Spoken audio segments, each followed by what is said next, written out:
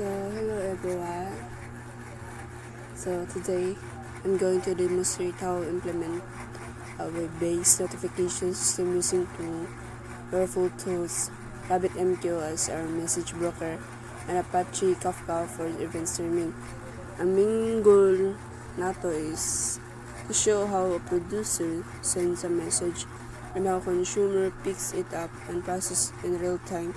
So think of it like a post office. Si producer ang nagapadala og sulat, si RabbitMQ and Kafka ang sorting station, at si consumer ang taga-tanggap or taga-receive. So, bago tayo mag-start, so we need to make sure our services are running. So, RabbitMQ, so I have my RabbitMQ server running on localhost 15672. So, dito na to makita ang management dashboard para ma-monitor ang mga queues na to. So, sa Kafka po is I'm using Zookeeper and the Kafka broker, unlike RabbitMQ na queue-based.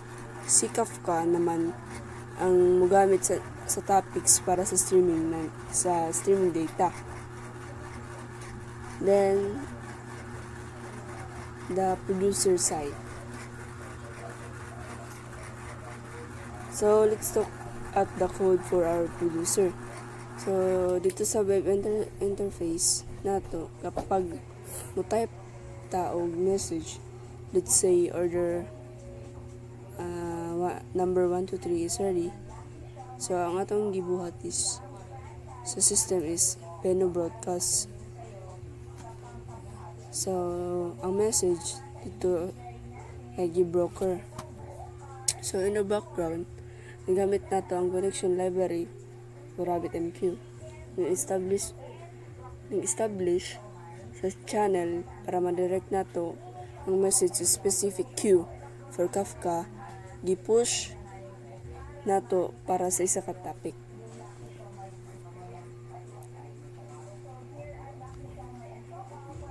So, the message broker. So, now let's check the dashboard. So, mapansin nato nga nipasok na ang message sa ato sa naton. So, keep the server dash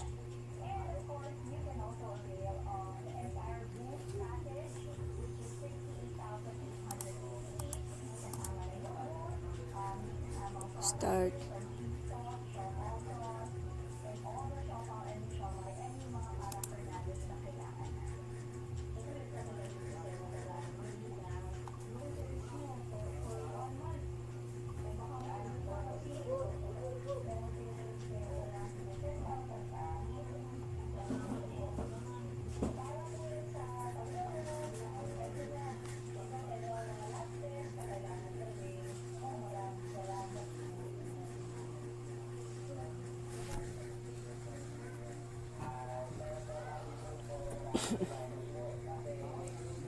So, ato pang i-type ang code.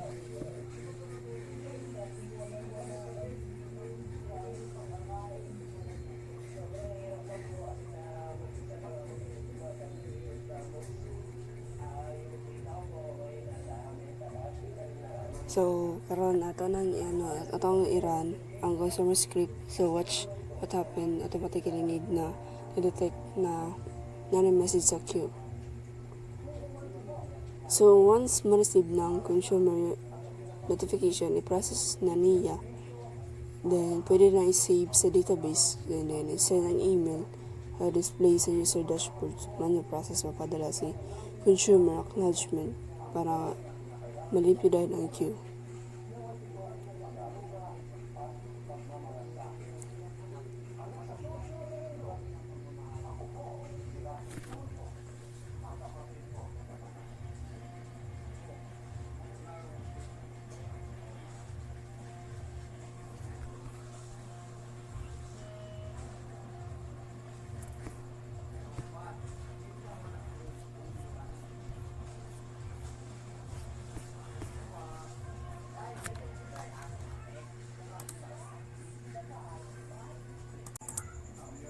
So first, kailangan na to i-run ang ating environment. Start na to ang Kafka server sa kaninga terminal. So makita ninyo nga gina-execute ang command. So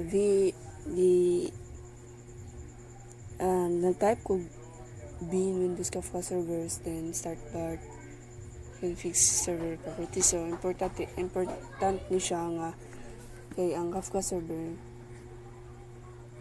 mao ang hub sa atong mga messages or events. So once connected na, ready na atong system ito handle incoming data. So karon naitulo ka main script si producer py, bridge py o consumer Kafka py.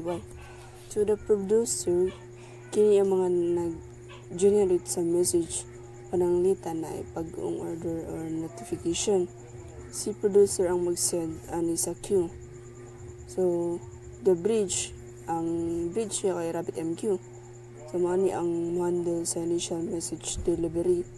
So the Kafka consumer kini ang murag siya ang mamino sa specific topic aron makuha ang data. So motong giran na ato ang iran ang producer. So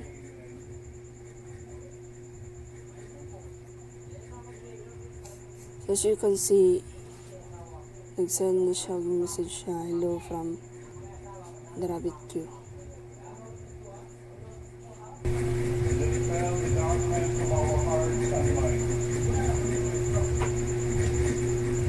So next, bridge or consumer.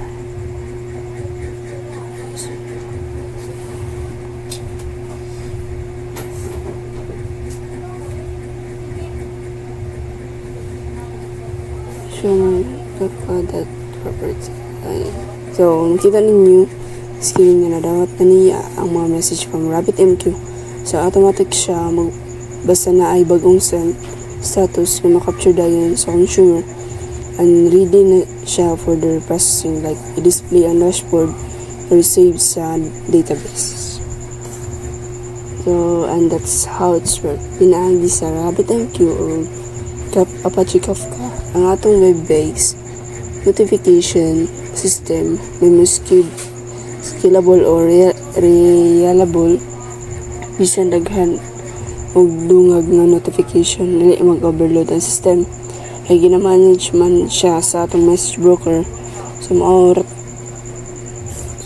gina-manage man siya sa atong message broker. So that's all. Thank you.